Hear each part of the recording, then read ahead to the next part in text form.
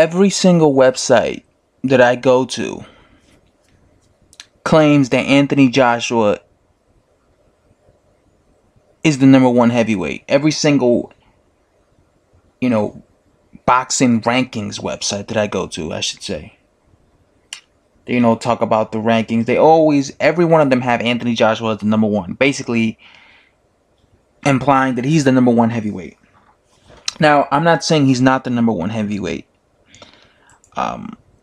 But what I am saying is, we don't know if he's the #1 heavyweight yet, because he hasn't fought the two other champions yet. He hasn't fought AJ. You see, I made a mistake there. He hasn't fought Wilder, and he hasn't fought Parker yet. If he beats both Wilder and Parker, then he is the #1 heavyweight, because he would have solidified all the belts. Some people might say, well, he would then need to fight Tyson Fury. So yeah, maybe you could throw in Tyson Fury, because Tyson Fury keeps, jabbering about the fact that he's the linear champion, and that's all that matters. So maybe you need to throw him in there. But I consider the guy the #1 person in the division when they have all the belts. So I think we have to wait until he beats, and that's if he beats Parker and Wilder. If he's able to beat these two guys and solidify all the belts and be the undisputed guy, then he's the #1 guy. I'll be the first one to say he's the #1 heavyweight. Again, look at Crawford. When Crawford was undisputed at 140, you couldn't question that he wasn't the #1 guy. We knew he was the #1 guy because he beat other guys. A lot of people act like Vasily Lomachenko's the #1 guy at 130. Is he the most talented guy at 130? I think he is, but he hasn't won all the belts there. He hasn't beaten all the other champions. So I'm not going to say he's the #1 guy at 130. I think he's the most talented guy, but first he has to beat the other champions. So then I could definitely agree with people and say he's the #1 guy. Again, I'm not saying that that he doesn't have the ability to be the #1 guy. He does.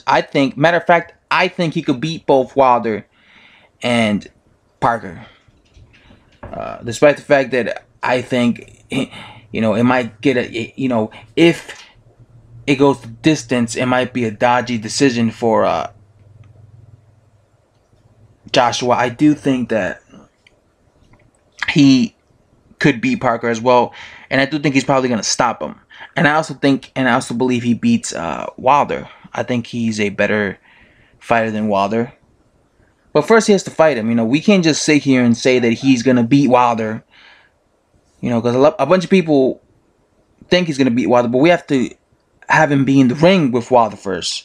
Same thing goes with Wilder. A bunch of people think Wilder has to do is land a punch and he beats him. And yeah, that might just be all he needs to do. But we have to see it to believe it first.